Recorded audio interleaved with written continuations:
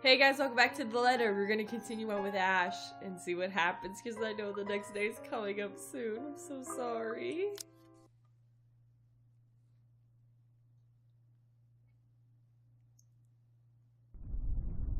At least we know where Zach is now. That explains why he's not answering his phone.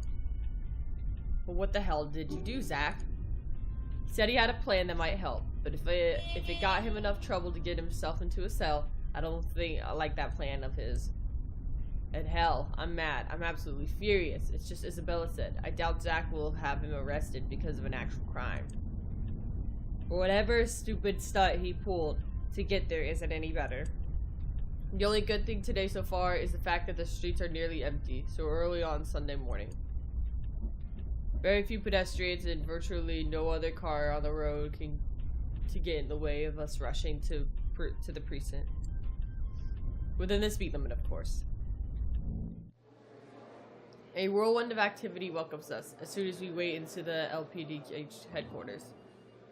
Fellow officers running here and there, pushing paperwork and answering cells. I thought he died the next day. What day are we on? Yeah, he dies on the 31st, so maybe he just knocked out. They can't take him. It's almost Halloween and troublemakers are bound. Calls about pranks gone wrong makes up most of its time for the year, along with the occasional altercation of our missing dog.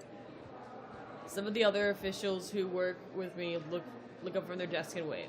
None of them moves to stop us like I'm expecting. Standing orders my ass. It probably didn't work out a whole day. Although, I'd like to have a chat with them sooner or later about official matters. I'm not here for them right now. Of course, it never hurts to see what they have for me. And the best person to ask for details in the precinct is the guy behind the booking window. He glances up at me once I approach, then immediately returns to his task indifferent. Not that I need his full attention. As long as he talks, I'm good. Next to me, Isabella stands wordlessly, clearly uncomfortable, waiting in anticipation from how close she's sticking to me. But that's probably because she's been in the same position so many times in her life. Her drunken brother, the eldest, a repeat offender. Mostly minor case, but she had to be the one to bail him out every time from what I've gathered. I can't imagine what's going on inside her head. Now that it's happened to a close friend, hearing a way these guys talk about him must be worse. Hey, I heard there's a new guy in the holding cells. Not many here know Zach, and if they've seen him, they don't pay attention to him. I try to keep my work and personal life as far as from each other as I possibly can. Each one of them is quickly to chat gossip, be the one to talk about the new detainee and have everyone's attention. News flies fast, huh? They just brought him in this morning. Any info on him?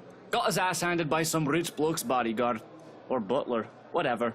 When we got to the scene, he's already been strung up and ready for pickup. Hard to imagine how a guy like him could have been taken down. But the butler has this creepy air to him. I'd rather not ask. Feel sorry for the bloke. He could have fought back. That's because Zach wouldn't hurt a fly. All said under her breath, but her grip on her bag grows rigid. Unlike me, she's not frustrated at Zach. The eerie is just directed at the person who put our friend in the predicament. It's true though, Zach's not that kind of person, and knowing he might be in a bad state, whatever, the anger I built for him on the way here dissolves into the thin air. Has he been booked yet? No, still sleeping. Creepy butler probably hit him hard. Which is a good thing. If they slip up and forget, we get him to write a habeas corpus.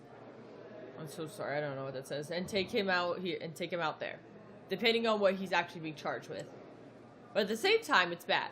How long is he going to be unconscious? Your friend was caught on right property, and you better believe I'm not happy about this. Not one bit.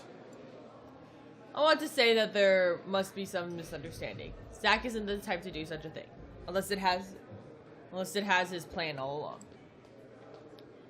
In that case, I couldn't just charge blindly into this without the details, no matter how much I want to believe my friend's innocence. And the right? Luke right? What on earth was Zach thinking? In any case, it doesn't look like Chief is happy. even if I don't protest and give him a salute. Not pleased at all is the fact that he grabs me and pulls me aside in any indication. If I were to describe his expression, he looks ready to kill me. I swear, Frey, if you're behind this, if you told Steele to stalk the rights because you were taken off the case, I'm not stupid enough to ignore chain of command and go against official orders.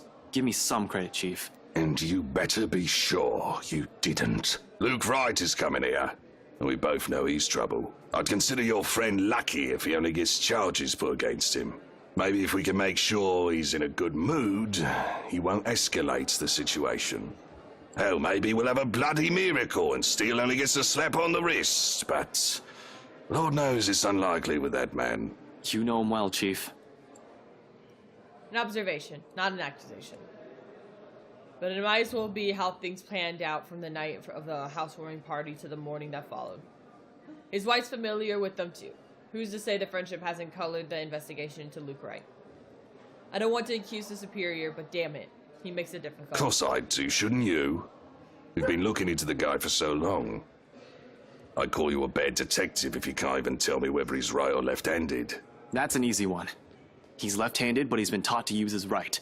You can tell when he picks something up with his left hand, but when he realizes that, he moves it to the right. Well, at least I don't have to question your ability. Anyway, if I were you, I'd either go and make myself scarce or sit down and shut up. Don't go aggravating people, basically, because you have a knack for that at the worst of times.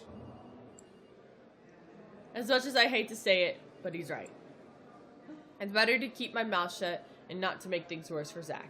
There's not much to do now but to hope for the best. They don't call for an investigation when it comes to petty felonies. Worst case scenario, he's looking at a fine worth £5,000 and 6 months in jail. Best case scenario, we get the chance to bump down to trespassing, a misdemeanor, and juvenile offense, and he'll be given probation and will be charged for restitution. At this point, those seem to be like most likely outcome. Excuse me. I don't see how he could have been framed for breaking an entry, unless he's taken into someone's property against his will. Even in my head, that sounds unlikely. I don't know what you're talking about, sir. I think I'm a delight to be around. Tell that to my blood pressure pills. Anyway, let me handle him, alright? Right on cue, the moment Chief says that, you know who arrives. Like the arrogant show-off that he is, he makes sure his arrival is well noticed by everyone within the immediate vicinity. Behind him, Isabella gasps. She has no idea how much trash his previous client is. Now she's going to get on a frontline view of it. The guy ignores the front desk when Benjamin tries to greet him. He just blows past him, walks in all high and mighty as if he owns the place. Meanwhile, that creepy butler of his trails behind him like a tame dog on its leash. It doesn't help either that other officers have stopped whatever it is they're doing and stare. Whether it's out of suspicion, curiosity, or judging by some of their star-struck looks, they should quit it. Get back to work and stop giving the man the attention he obviously is seeking. I'm here to report a crime. Of course, why else would you be here? You're either reporting something or being put behind bars, you imbecile. I'm going to... Calm down, Ashton. No need to rile myself up. I need to calm down. Not for him, but for myself. But for Zach. It's already difficult holding back, when his face looks like it could use a right hook. Better to just let the chief handle him. Sure enough, he's the first to walk up to him, bearing a smile way too friendly to comfort. Looking at them like this makes me sick to my stomach. It's easy to know there's something up underneath the guise of keeping up appearances. I'll be happy to assist you with that, Mr. Wright. You'll have to issue your statements as victim and witness. We'll have to determine probable cause and properly file a criminal complaint. Of course, you understand. Oh, I understand, though I don't see why you can't file that thing yourself. The cause is obvious, isn't it? He was breaking into my home in order to pilfer my belongings. Well, we'll still need that police report. The prosecutor will be the one to determine what charges you can legally file against the accused. Reports and prosecutors. Why should we law-abiding citizens suffer through all that? Thugs like him should be kept off the streets. I mean, it's so obvious who these people are. You can practically spot them. Wait, hold up. Is this guy for real? Can you hear him? Can he hear himself? He's not saying what I think he's saying, I hope. They come here to our country, take advantage of our wealth and generosity, while we proper Brits work hard and pay our taxes. All the while they break our laws and ruin our civilized community. Trash like these should be kept contained. These uneducated... Now, Mr. Wright. I know you're upset about what happened, but perhaps we should move to my office. Of course. The sooner we can deal with the petty criminal, the better. Can't believe the audacity of this guy. Did he really think himself better just because he was born rich? I swear they should just ship these peasants back to where they came from. They're all criminals. It can't be helped. It's in their genes. Despite myself, in spite of every restraint I've placed on me, upon hearing those words, I can't help to open my mouth. She's warning me down. This is my friend. He's fucking shitting on. Call him out or rush him. We can clock the dude. Okay, but I feel like that's gonna come back at us where we might not be able to get some certain things if we rush him.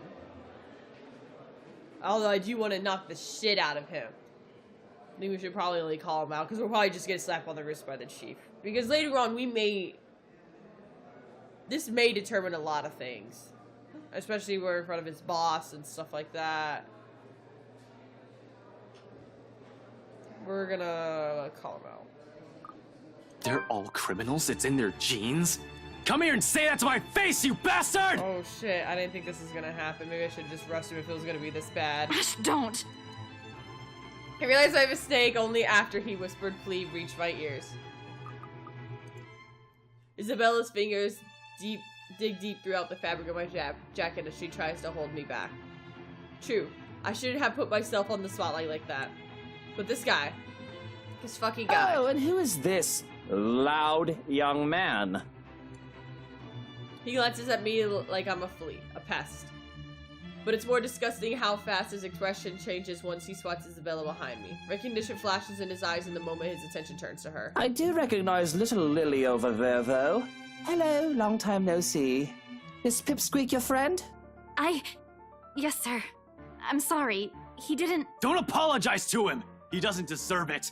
I can't believe you're all just listening to his shit! You have to calm down, Ash. Should've kept my mouth shut. Frey, stand down! I'm so sorry, Mr. Wright. Luke, you have to excuse him. He's under a lot of stress. Just got removed from a case and the man is an acquaintance, you see.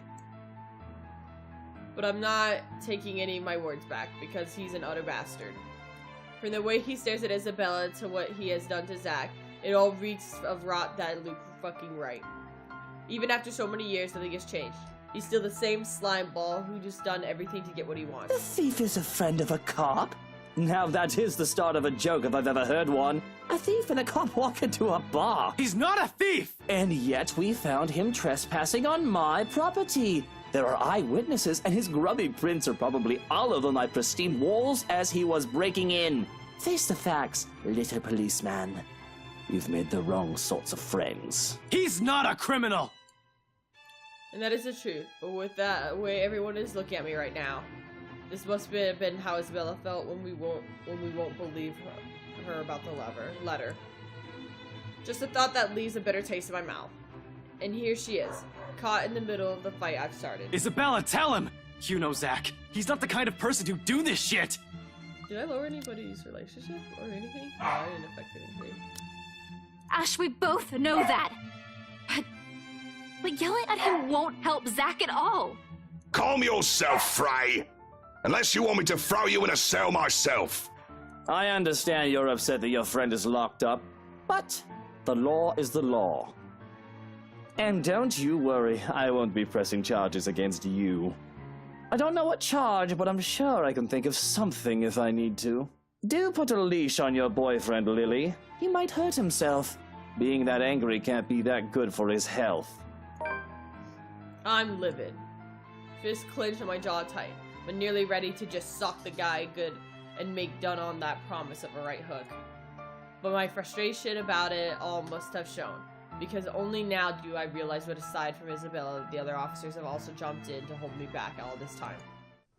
They don't even let go of me. Not until I put a good distance away between me and the scumbag. And it's awkward going on from there. The precinct is quiet, though, and the usual hustle and bustle of activity stayed. Everybody's making concentrated effort to shut their mouth about the whole scene. I wish they made the same effort to keep themselves from staring at me, though. They all want to talk about what just happened. But at the same time, they don't want to acknowledge acknowledge that it did just happen, and refuse to even make eye contact with me. All of it changes in the next second, though. It doesn't even register to me until it's already occurred. Before I have the chance to leave, ready to march out of the precinct, still angry, frustrated, all of a sudden Isabella, who has been standing close to me not a second ago, grabs a half-full glass of water from one of the office tables and dumps the entire content on the scumbag. And the expression on her, it's nothing short of seething. You bloody... It's been a pleasure doing business with you, sir.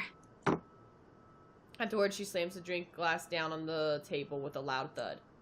With the whole precinct stilled, the sound echoes thickly through the halls, almost deafening. In the face of her temper, nobody dares move. But she doesn't give me the time of relish disbelief in the right's face. She marches towards me soon after, and before I can even say anything, she grabs me by the wrist and drags me out of the precinct. Honestly, I've never seen something so satisfying in my life. I might as well be grinning from ear to ear if it weren't feeling so pissed off at a lot of things right now. Still, would have loved to sock the bastard myself. A few minutes later, finds the two of us sitting in the mutual silence inside of my car. With the two of us in the mood, thanks to one specific scumbag, it's better to keep our opinions to ourselves. We lash out at each other. Let it melt away on its own. How long until then? Can't tell. Zach's still locked up, and I wasn't able to do a damn thing about getting past the angry, almost socking the living daylights out of the scumbag. Really, I just want to hit something. Damn it, I almost envy Isabella for having the guts to throw water at him.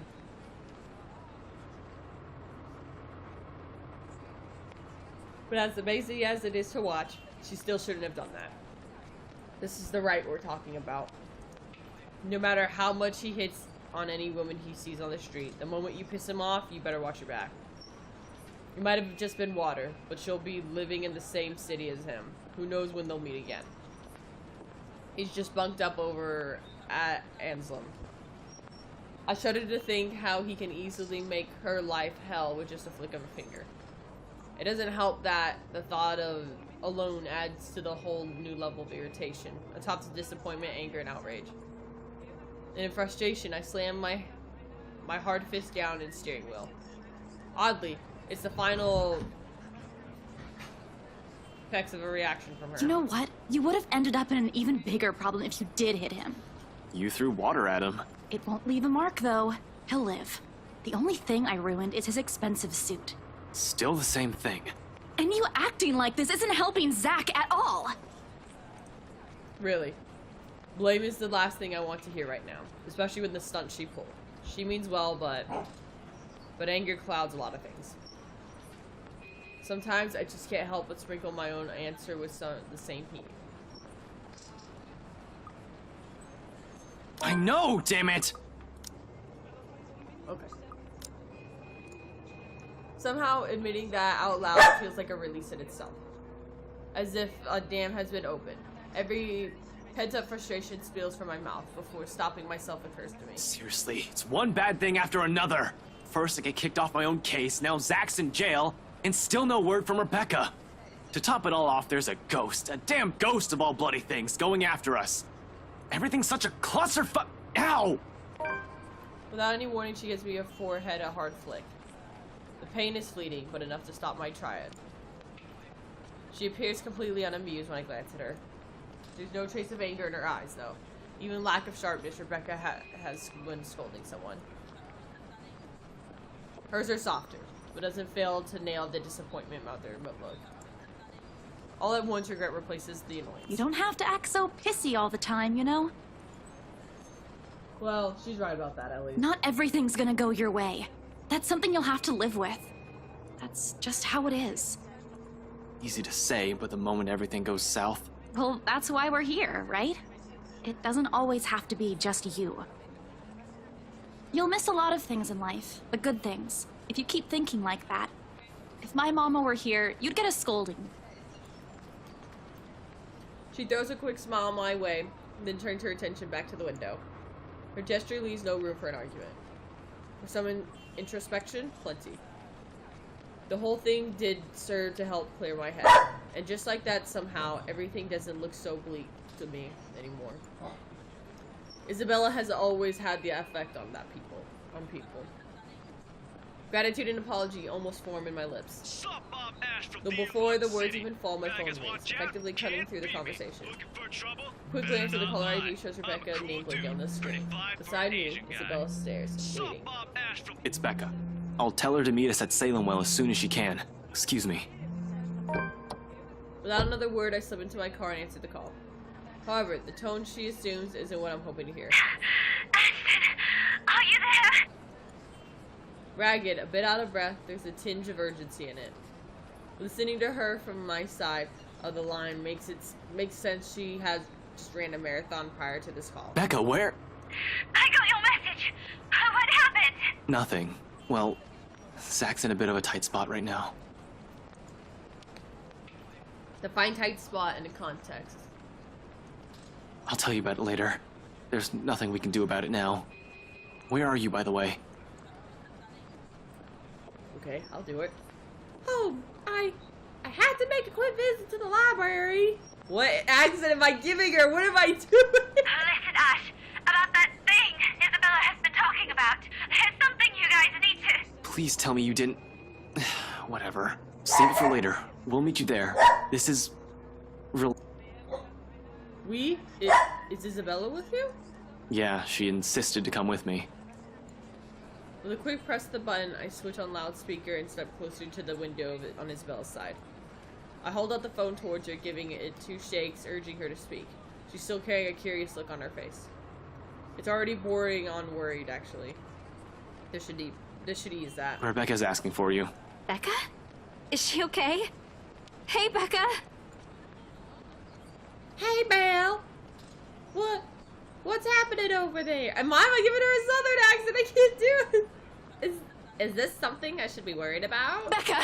It's Zach! He's... We'll tell you once we get there. It's not something we should discuss over the phone. I don't like the sound of that, Ash, but alright. I'm guessing giving her a southern accent. And please hurry. Gotcha. Give us a few minutes. She mumbles a goodbye, then hangs up. Becca's the last person I need to account for. Yet the call left something strained in the air. Thankfully, we don't have to linger in it for too long. The drive back to Salemwell only takes a matter of minutes. We find her placing in front of Isabella's room, hands clasped tightly in front of her as she treats the small space offered by the hallway. The second she looks up, Isabella clings to her. I'm so glad you're okay. Ashton checked on you this morning, but... He did? I'm sorry, I was in a hurry. I didn't have time to drop by and let you know. It doesn't matter. What's important is you're here. Not burned to a crisp or brutally murdered somewhere. Whole and alive. Although she seems a bit shaken, it doesn't really matter in the grand scheme of things. I feel like Zach would have been here too if he had lived. At least now I can relax, ease the pressure off my shoulders, if only by some. There's still a problem with Zach. But the minute Isabella puts away from her, she winces. A small reaction, the younger woman doesn't even catch it. It sets a precedence for the careful observation nonetheless. A closer look to reveal as much as disheveled than usual. Hair in a bit of a mess, and probably flattened in a hurry. The back of her dress also shows stained of dirt in places rarely gets into. She also leaning more on usually her left arm. She's right-handed. Perhaps the most telling is the slight limp she has, noticeably on Isabella, leads us into her apartment. It all sprouts a hateful of questions. What exactly happened and how she ended up in the state? Pretty sure it's a simple trip in the library. Won't do that. But she never gives me the chance to bring it up. The second we're seated in the tiny living room, she gets straight to the point and asks about Zach. Typically Rebecca. All right, no more suspense. What happened to Zachary? And I don't want the two of you to mince words. Tell everything as it is. They arrested him, Becca. Arrested? As in the police? Yeah. Ashton just heard about it this morning. Her eyes quickly zero in on me, and at the rate of her eyebrows in question, I quickly fill her in on what happened. From that moment, I've gotten the news down to every person at the root of this problem. And the very person she's been friendly with from the start. She falters the second I drop the scumbag name in disbelief all over her features. Are you sure it's him? This must be a mistake. I thought I made Rebecca, not like him. I don't understand why she's, got a thing for him. Yup, quite sure it's the bastard we saw at the precinct, in all his pompous glory. What was Zachary even doing in the mansion? Breaking and entering? Are you kidding me? I know Zachary can look a bit intimidating at first glance, but he's not the kind of person who will do those things. That's exactly what we told the police. But they won't listen. Apparently they caught him in the act. Of course they won't. They're up against Wright's smug face, for fuck's sake. There must be something we can do to help him. I'm still up for kicking his ass if anyone's asking. Not that. Anything but that. Oh, come on, you threw water at him. At least let me score. We need something that'll help, Zach. If you really want to hurt something, go punch the wall or your face. I'll talk to him. Immediately, all the banter in the room stops and we both turn to her. Talk to who? Luke, I'm sure he'll see reason.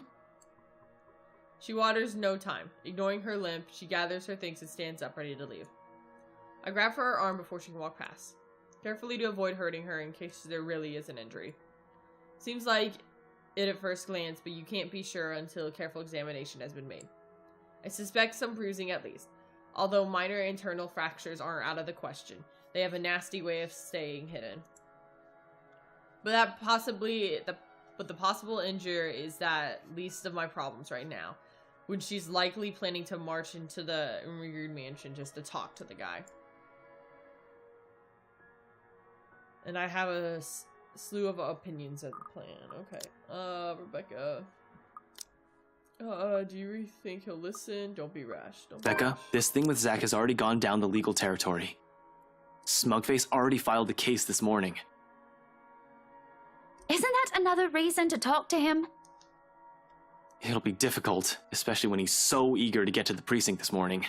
Unless we find evidence that'll prove Zach's innocence, there's nothing we can do at the moment. Chief will kick me out of my own precinct if I keep insisting. Becca does give it a moment of thought.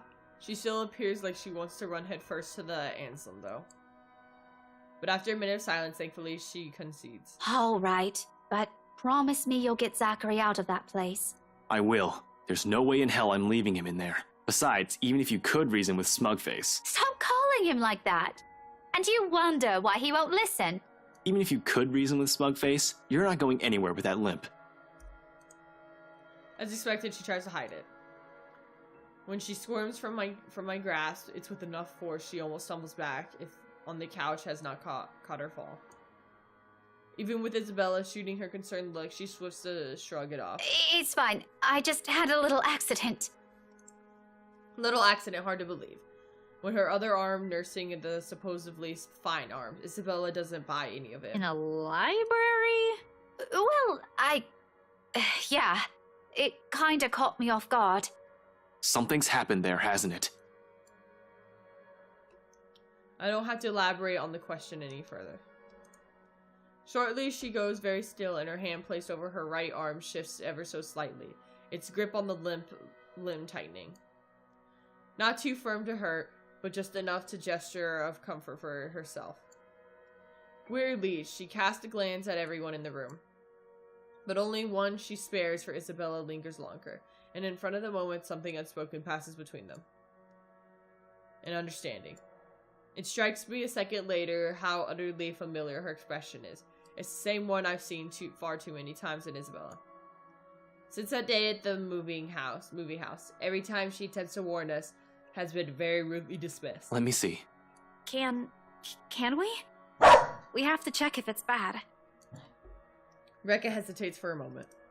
Then after a minute of consideration, she sighs and reaches for the hem of her sleeve, raises it just enough for Isabella to take a good look at it. Not swollen, but large portion of her skin starting to turn an ugly shade of purple. Oh, ouch. That bruise isn't going to look pretty. Tell me about it. It was a library cart that hit me. You know, the old metal ones they keep near the history section. But she's there? She went after you. Yeah, I was in the archives, looking something up. Suddenly, she was just there. Well, she was using my own students against me. What kind of terrible person does that? Oh, it makes my blood boil. You should have just ran. That woman's not something you can hit with a book. Laugh it up, Ashton. I did. Then the bloody cart came out of nowhere. And you know what? If it weren't for a damn book, I would be dead by now. Silence descends in the room as gravity of that one word hits us all. Dead. Another close call, another would-have. Another one we've narrowly avoided. How long can we keep this up? We're bound to break at one point. No normal human being with a sane mind, at least like this. It's a miracle Isabella hasn't cracked yet. After all, she was the one who found the letter. I've expected her to have caved in by now, yet her voice, calm and composed in the face of this, is what cuts through the thick air. I'll go get a cold compress for that arm. You guys take a seat first. Ashton and I, we have a lot of things to talk about. That marks the end of it. At least for the time being. And as soon as Isabella returns, the hands in the cold compress she promised, we get straight down to business. Surprisingly easy, considering the rigid air in the room. Although, there's some tense fumbling for words, the whole conversation gained steam once we found the last night at BRC has been put on the table. Although at once, everything we brushed off carelessly ignored and rudely dismissed have been laid out on the close scrutiny. Our own encounters with the woman Rebecca Close brushes with death every time she appears. The dread, the fear, the terror she brings out even in the bravest of us, everything. Because no matter how bleak this all seems, there must still be a way out of this. There has to be a logic, but be damned. Or at least that's what Isabella and I would have liked to believe. Yet even as the cold morning light shifts on the warm hues of a late afternoon, and eventually night, none of it still makes a fucking damn sense. Darkness has fallen, but we're still nowhere near figuring things out. If anything, we're more lost than we've ever been before, even when we started this. Next thing I know, frustration rears its ugly head, and the sheets of the paper I've been holding smacks the table hard than I've intended. The sound of it echoes loudly in the small room, and everyone simply falls silent, along with its release of another long-held breath. Perhaps the 100th since this morning. We aren't getting anywhere at this rate. Don't just drop it. There must be something in this we aren't seeing yet. Ash, please. Zach wouldn't want us to give up on this. It's an odd thing to hear from her. The very words I've been telling myself every single time I find myself at a dead end. We can use a little of optimism right now, I guess. Too bad Z-Man's better at this than me. I know, but what are we supposed to be looking at here in the first place? Well, we already looked through those files. You're the one that picked it out last night. All of them? I'm pretty sure every person we've checked in there isn't necessarily involved. One client possibly died of old age. Remember, you found that dumb paper right before the open house. No one was allowed inside that place for a time that day. It's too broad of a scope if we include every single person. In fact, the only notable ones are C and Jean Marie. If we're going to include them into the count, shouldn't there be more of enough people to end this fucking curse already? How does this thing even work? Yeah, okay. They went in and out of this place. But no, you still don't get it. What I'm trying to say about those clients is... Maybe there's something more to this. What do you mean? Becca makes a vague gesture at the paper she brought, then crosses her arms and leans back on her seat to glare at it. The way she's staring at it, you'll think she'll want to set an entire stack on fire. Apparently, there was some stuff that people haven't been telling us.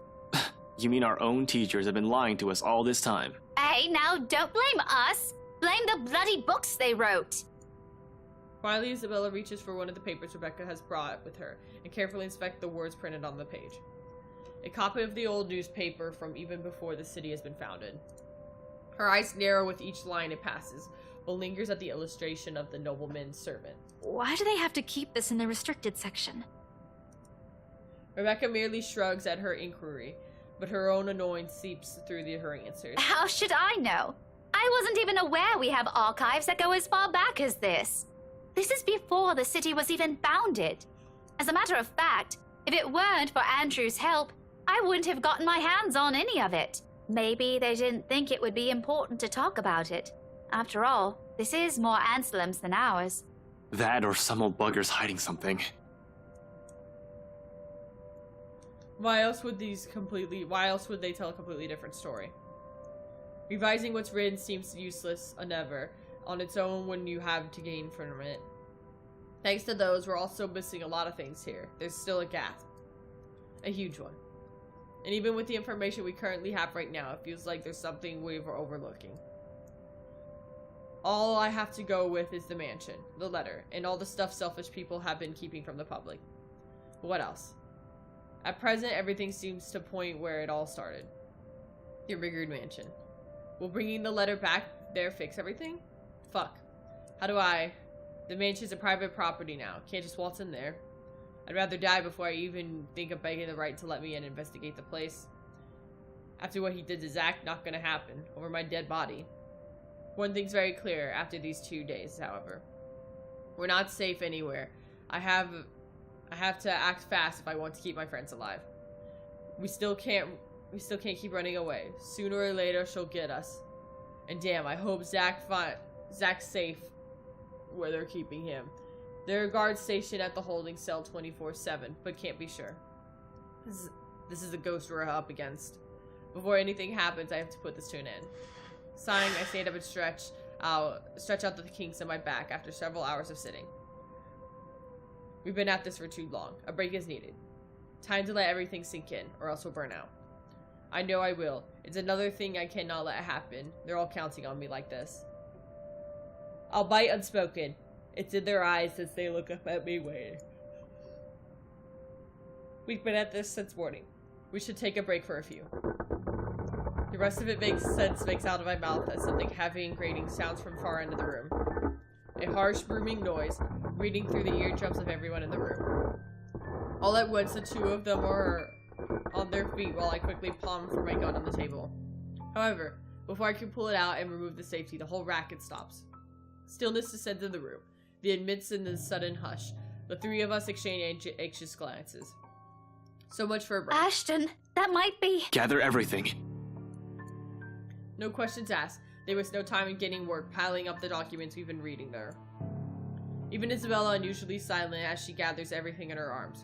Her own movements sharp and precise. A deep furrow in her brow.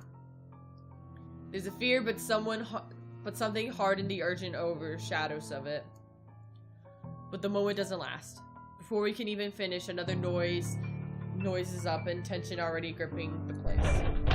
Suddenly the lights go out and the wardrobe at the end of the room rattles, as if something inside begs for freedom. Cautiously, eyes glued for it. I take a step forward and I release the gun and release the lock from my gun. I'm no trigger-happy person. I'm not even sure if this will work on a ghost. But right now, it's a smooth surface against my palm, with the trigger of my finger provides the closest thing I have to relieve as I approach the closet. Ashton, what are you doing? We have everything. We should just... Worried as they both are, they immediately stop at the slight raise of my hand. With the edge of it while they are huddled in the space between the door and the room. In case this goes south, whatever I find, they have enough space to get run in front of their position. In 2 deep breaths, I've crossed the room and stood in front of the closet. Whatever's inside here yet stopped thrashing. Instead, it has been moved to a banging at the door, louder and louder the longer I dig. Another shallow breath, a glance at my companions, a nod. Something creaks. Then in the next moment, I grasp at the handles and swing the doors open wide to reveal nothing. Right away, I part clothes hanging on it. Still none. No ghost. No woman. Not a single trace of whoever inside. Confused, I glance back towards Rebecca and Isabella, only to see them mirroring the same expression on my face. The noise has finally stopped, but I'm quite sure it isn't my imagination. Or maybe it is, and I'm just strung that I head's now making things up. Whatever the case is, we need to get out of here as soon as possible. This only confirms we aren't safe anymore. Without bothering to close it, I move back and ready to leave, adrenaline now coursing through the vein of my body. In the next second, I'm barking orders and We should go. You two, we need to. I'm sent sprawling out on my back as something cold catches my ankle and yanks. The result of the fall knocking the wind out of my. Pain racks my whole spine at the back of my head as it collides against the floor, with force enough to dissolve my own brain from my skull. That moment lasts before starting fades from vision. And then, I sense it. A cold tenderling twisting around my ankle. The smell of vile rotting assaulting my nose. Nauseating, sickening. A foul smell draining every feeling in my body. The moment her horrid laughter, still an unpleasant, vicious at the last time I've heard it, reaches my ears and my eyes snap open. Perhaps it's just an inexperience. Maybe my mind was still attempting to comprehend this. Regardless, the minute my eyes land on her, the whole of my body freezes. The gun in my hand turns unless it grips and slackens. It's the manner her gaze bores on me, I'll say. Then the utter hatred and malice. I've seen it loads of times. From the suspect mostly murdered, or whoever regretted the action despite being caught. This is the face of someone you can no longer reason with. And I know that moment she laughs again and starts dragging me towards her, I'm already going to be the one. Ashton! Snap out of it! No. I can't die here. Not yet. The haze fades from my mind and instinct kicks then and there. Everyone out! Get out! Get out of here! With a powerful tug, I yank my foot out of the grip and scramble back to my feet, ignoring the piercing wails she fills the room with. With a span of a second, I'm gunning for the door, grabbing the wrist of the first person my hand can reach, and leading the two of them out. Into the hallway, down the flight of steps, and right inside my car. I waste no time flooring the gas pedal, and the second last person closes the door behind them, and in a short while, I'm driving us out of Samwell. I don't even entertain the thought of winding down just yet, even as the last of the woman's painful cries fade into the night.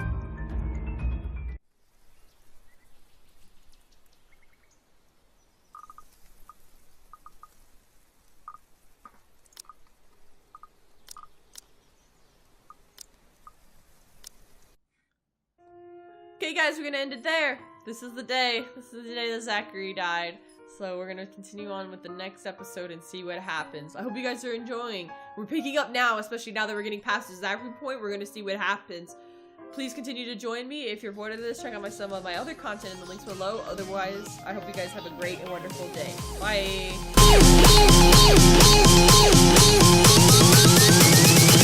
Gotta get